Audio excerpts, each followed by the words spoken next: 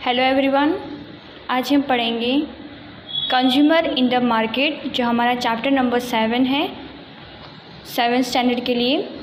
Consumer मतलब होता है ग्राहक। ओके, जैसे कि हम बाज़ार में जाते हैं, क्या क्या चीज़ें परचेज़ करते हैं, ठीक है, कहाँ से क्या लेना चाहिए, किस तरह से लेना चाहिए, प्रोडक्ट कैसा होता है, अच्छी क्वालिटी है, क्वांटिटी कितनी होती है, हम ये सब चीज़ों का हमें किस तरह से ध्यान रखना चाहिए, आज इस चैप्टर में हम पढ़ेंगे। ओके, ये फर्स्ट जो पिक्चर बताया गया है 7.1 जो है मार्केट, और 7.2 है वो मॉल है।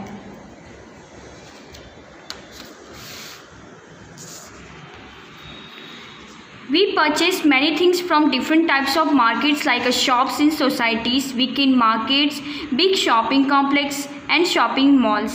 ठीक है, अब जैसे कि हम कुछ भी ख़रीदारी करते हैं, मार्केट में जाते हैं, ठीक है, जैसे कि हम जिस सोसाइटी में रहते हैं वहाँ की जो शॉप्स होती हैं हम वहाँ से परचेस करते हैं। मार्केट जो हफ्ते में एक दिन लगता है या रोज़ाना लगता है, ठीक है, तो वहाँ से हमें कुछ चीज़ें लाने की होती, ज़रूरत की चीज़ें, तो हम मार्केट जाते हैं, वो सारी चीज़ें परचेस करके लेके आते हैं। बिग शॉपिंग जैसे कि मॉल्स वगैरह होते हैं, हमें कुछ परचेस करना होता तो हम वहाँ पे जाते हैं।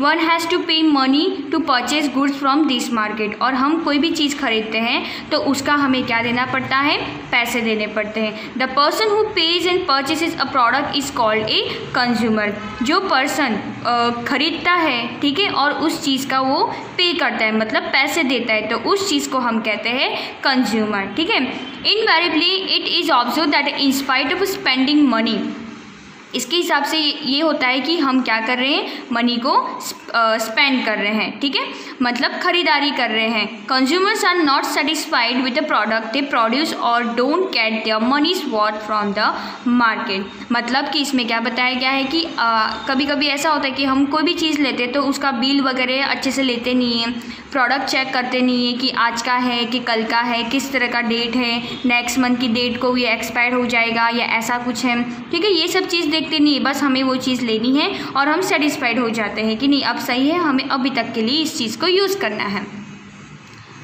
Now, as a consumer, we out to get good quality products and not suffer a loss. For these, the government has sanctioned particular symbols or marks for different products tested by them.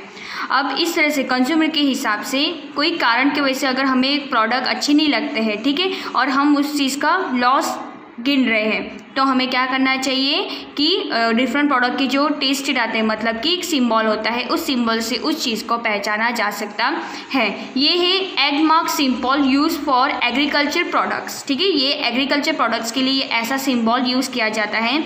ISI symbol use for house hold product, जो सिर्फ घर की जो house hold products होते हैं उसके लिए ऐसा सिंबल आता है। Now the wool mark symbol is use for woollen product, जो वुलन के बने हुए होते हैं उसे इस तरह का मार्क दिया जाता है। And BIS hallmark is use for the silver gold ornaments. Okay, जो ऑर्नामेंट्स होते हैं सिल्वर गोल्ड हमारे सोना चांदी का होता है, तो उसके ऊपर ऐसा होल मार्क होता है। Now, usually the things marked by symbols are not bad in quality and a quantity। जैसे कि ऐसा ज़रूरी नहीं है कि जो सिंबल दिया गया इसका मतलब ये है कि क्वालिटी उसकी अच्छी नहीं है या क्वांटिटी उसकी अच्छी नहीं है, ऐसा कुछ नहीं होता।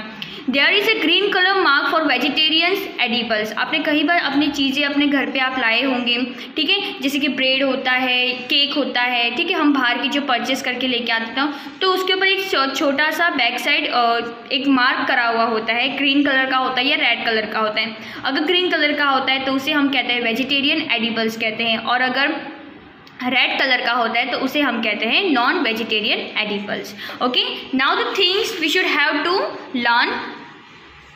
जागो ग्राहक जागो, व्हाट डज द वर्ड जागो मीन, मतलब जागो ग्राहक जागो, इस चीज़ का मतलब क्या है।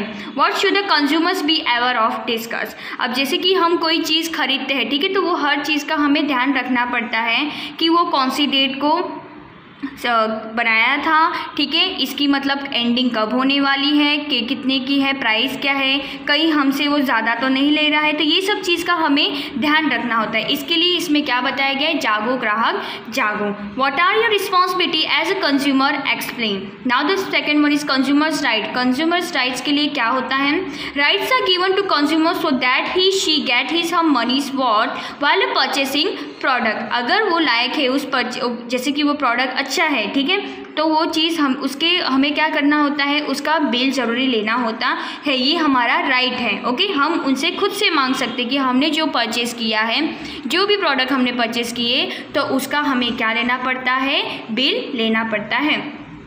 Right to get information about goods, हमें अच्छी तरह से उस गुड्स का इंफॉर्मेशन लेना चाहिए। To choose and complain if not satisfied, अगर हमने जो चीज़ चूज़ की है, ठीक है, और उसके बारे में कुछ हमें कंप्लेन है, जैसे कि ये चीज़ अच्छी नहीं आ रही है, हमें अच्छा नहीं लग रहा है, खाने में इसका टेस्ट अच्छे से नहीं आ रहा है, तो ऑब्वियसली हम उस चीज़ को क्या करेंगे, हम उस प्रोडक्ट से सेटिस्फाइड नहीं है तो वो परचेस हम नहीं करेंगे। Right to demand for the bill of the goods purchase, अगर हम कोई भी गुड्स खरीदते हैं तो उसका हमें हमेशा बिल लेना ज़रूरी होता है। Now look at the pictures, read the story. Okay, यहाँ पर एक छोटी सी स्टोरी बताई गई है ग्राहकों के बारे में, मतलब कि कस्टमर और जैसे कि जो बेच रहे सेलर, ओके, उन दोनों के बारे में कन्वर्सेशन हो रहा है कि वो लोग क्या बात कर रहे हैं। नाउ द महेश भाई buys a TV set from a shop, ठीक है, जो महेश भाई थे उन्होंने टीवी सेट लिया था एक दुकान से। He also takes the bill and the warranty guarantee card, जैसे कि हम कोई शॉप पे जाते हैं, हमें कोई बड़ी चीज़ लेनी होती है तो ऑब्वियसली हम उनसे क्या लेते हैं, वारंटी और गारंटी कार्ड लेते हैं। The TV stop working after a while, थोड़े टाइम के बाद वो टीवी क्या हो गई, बंद हो गई, मतलब चलना बंद हो गया। महेश भाई enquires about it at the TV shop, Mahesh भाई होते हैं वो इंक्वायरी करने के लिए टीवी शॉप के पास जाते हैं, मतलब कि जो शॉप वाला होता है उनसे कंप्लेन करने के लिए जाते हैं कि अभी अभी मैंने जो टीवी खरीदी है, टीवी परचेज़ की है, वो थोड़े ही दिनों में इस तरह से वर्क करना बंद हो गई। He does not get a satisfactory answer from the shopkeeper, लेकिन क्या हुआ, उसमें जो कंज्यूमर था वो बिल्कुल सेटिस्फाइड नहीं हुआ शॉपकीपर के आंसर से।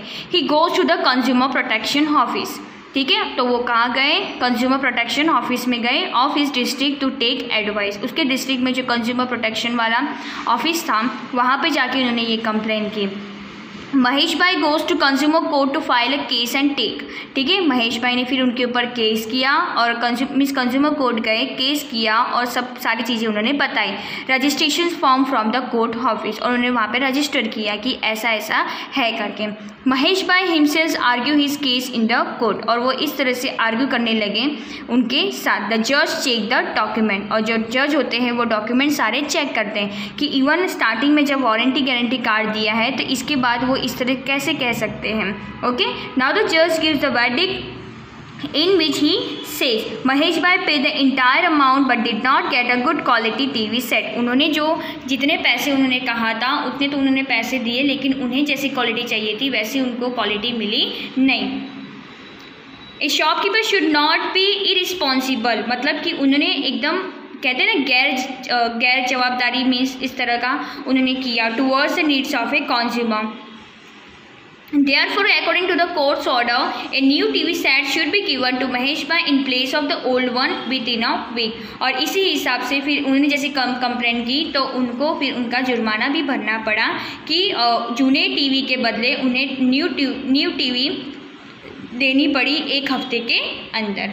आई होप कि जो ये चैप्टर था कंज्यूमर प्रोटेक्शन वाला आप सभी को समझ में आ गया होगा। Thank you so much for watching this video.